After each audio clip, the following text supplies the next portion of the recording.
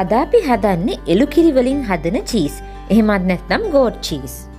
හොඳම දේ තමයි බර අඩු කරගන්න කැමති අයටත් මේ ගෝට් චීස් ආහාරයට ගන්න පුළුවන්. එළු කිරි වලින් හදන චීස්, එහෙමත් නැත්නම් ගෝට් චීස් වල එළු කිරි වලින් හදන චීස් වලට වඩා කොලෙස්ටරෝල් අඩුයි.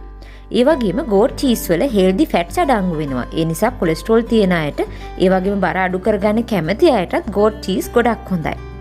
ගෝට් චීස් වල වැඩි විටමින් කනිජ ප්‍රමාණයක් අන්තර්ගතයි. ඒ වගේම ලැක්ටෝස් ප්‍රමාණය අඩු නිසා කිරි ආහාරයට ගන්න අපහසු අයටත් ඒක කාලා බලන්න පුළුවන්. ඉතින් අද අපි ඉක්මනටම ගිහිල්ලා බලමු කොහොමද මේ ගෝට් චීස් හදන්නේ කියලා.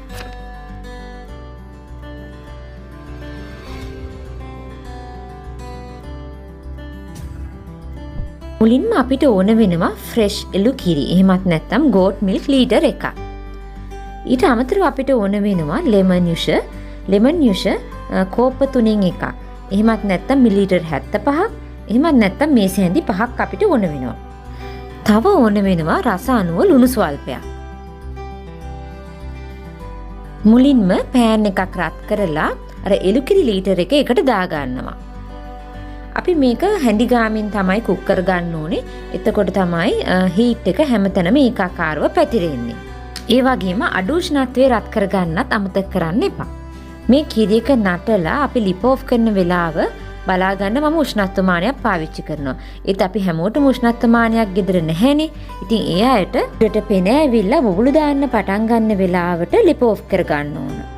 උෂ්ණත්වමානයක් පාවිච්චි කරන අයට ෆැරන්හයිට් 180 185 වෙනකොට ලිප් ඔෆ් කර ගන්න පුළුවන්. සාමාන්‍යයෙන් විනාඩි 10ක් වගේ කාලෙදී උඩට පෙනෙනවා. ඔයගොල්ලන්ට පේනවා උඩ කිරි පෙන සහිත ගතියට රත් වෙලා තියෙනවා. අපි ලිප් ඔෆ් කරගෙන ලෙමන් යුෂ එකතු කරගන්නයි යන්නේ. මම කියවනේ මේ සඳහා මම අරන් තිනවා ලෙමන් යුෂ මිලිලීටර් 75ක්. නැත්නම් මේස හැඳි 5ක්. නැත්නම් කෝප 3න් එකක්. ඉතින් මේ ලෙමන් යුෂ දාලා අපි පොඩ්ඩක් කලවම් කරනවා. ඒ ලෙමන් යුෂ හැමතැනම කිරිවල ඒකාකාරව පැතිරෙන විදියට. එළු කිරිවල තියෙන කිරි කොටස් ගන්න වෙන්න විනාඩි 30ක් පැයක් අතර කාලයක් අපි තියලා තියෙනවා. අපිට පුළුවන් කිරි ටික කර්ටල් වෙනකන් මේ වගේ එළු කිරි චීස් ටික පෙරා ගන්න හදා ගන්න. ඉතින් අපිට ඕන වෙනවා ස්ට්‍රේනර් එකක්. ඒ වගේම මම පාවිච්චි කරලා තිනවා චීස් ක්ලෝත් රෙදි කැලි 2-3ක් දාලා තියෙනවා. ඉතින් ඔයගොල්ලෝ පුළුවන් ටිකක් සීදුරු ලොකු රෙදි කැබලි මේකට පාවිච්චි කරන්න. දැන් අපිට පේනවා මේ එළු කිරි එක දැන් කැටි ගැහිලා. හැබැයි මේක අර මේ එළ කිරි තරම් ලොකු කැටි එන්නේ නැහැ.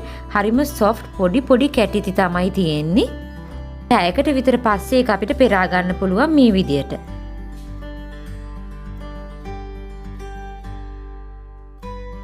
එළු කිරි චීස් ටික පෙරාගatti ගොඩක් ප්‍රෙස් කරන්න අරකයි. මොකද ඒක පොඩි කිරි කර්ල්ස් තියෙන නිසා ගොඩක් තදින් ප්‍රෙස් කරොත් ඒක එළියට එන්න පුළුවන්. ඊට පස්සේ මම අර කොන් ටික ඔක්කොම එකතු කරලා ගැට ගහලා මේ වගේ හැන්දක් ආධාරයෙන් එල්ලලා තියෙනවා. ඉතින් පැය 3-4ක් වුණත් මේක එල්ලලා තිබ්බොත් ඔයගොල්ලෝ පේනවා ගොඩක් වතුර ප්‍රමාණයක් මේ කෝප්පෙට එකතු වෙනවා.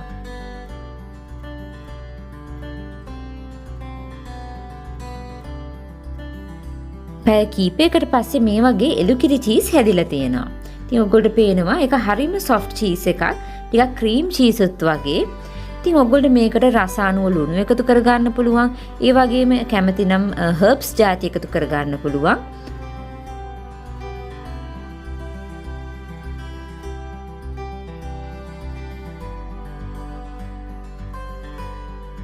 මේ විදිහට ආහාරට ගන්නත් පුළුවන්.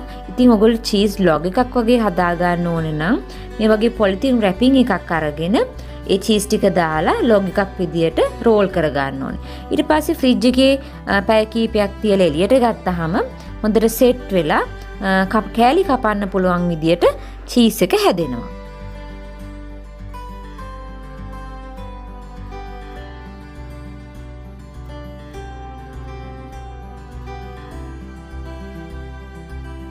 දැන් අපි හදාගත්තු ගෝට් චීස් ලොග් එක ෆ්‍රිජ් එකේ තියන්නයි යන්නේ.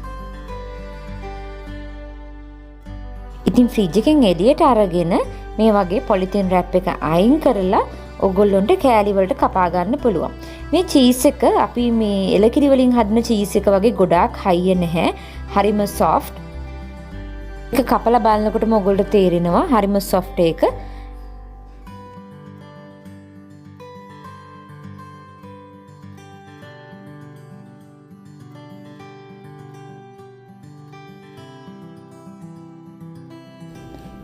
ඉතින් මේකෙන් ක්‍රීම් චීස් හදාගන්න ඕන නම් ඔයගොල්ලෝ වතුර මේස හැඳි එකක් දෙකක් වගේ දාලා හොඳට බ්ලෙන්ඩ් කරලා ගත්තොත් රසවත් ක්‍රීම් චීස් එකක් හදාගන්නත් පුළුවන්.